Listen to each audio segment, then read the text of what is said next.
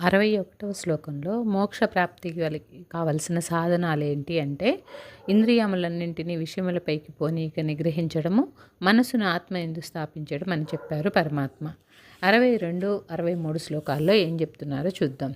ధ్యాయతో విషయాన్ పుంసస్సంగస్తేషూపజాయతే సంగాత్ సంజాయతే కామః కామాత్ క్రోధోభిజాయతే క్రోధాద్భవతి సమ్మోహః సమ్మోహాత్ స్మృతివిభ్రమః స్మృతిభ్రంశాత్ బుద్ధినాశో బుద్ధినాశాత్ ప్రణశ్యతి. విషయ చింతన ఎంతటి అనర్థములకు దారితీయునో ఈ 2 శ్లోకములందు విశదీకరించబడింది. శత్రువు మిత్రుని వలె నటించి మెల్లగా లోపలికి ప్రవేశించును.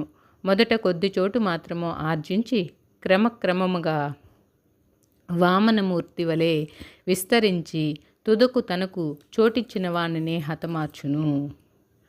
దీనికి ఒక ఉదాహరణ చూడొచ్చు మనం.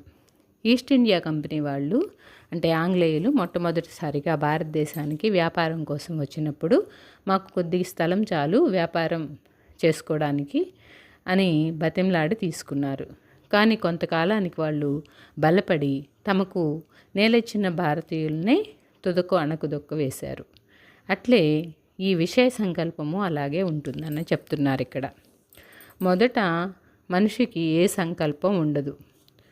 ఒక కోరిక మనసులో పుట్టినప్పుడు ఏదో ఒక దృశ్య వస్తువుని చూసినప్పుడు అప్పుడు ఆలోచన మొదలవుతుంది.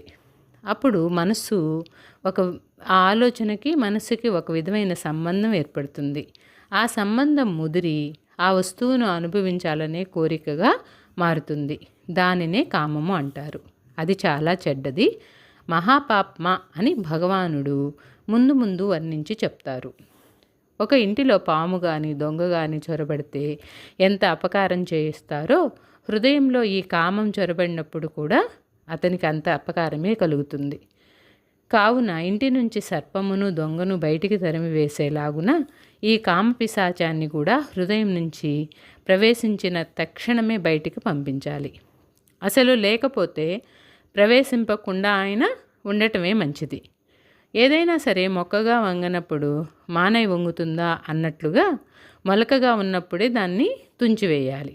అట్లా చేయకుంటే అది ఆ కామము అనేది తన స్నేహితులను చుట్టాలను వెంటనే పిలుచుకుని వచ్చి తన బలాన్ని పెంచుకుంటుంది. అప్పుడు మనల్ని అధోగతి పాలు చేస్తుంది.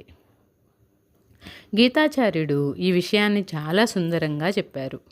ఇది చాలా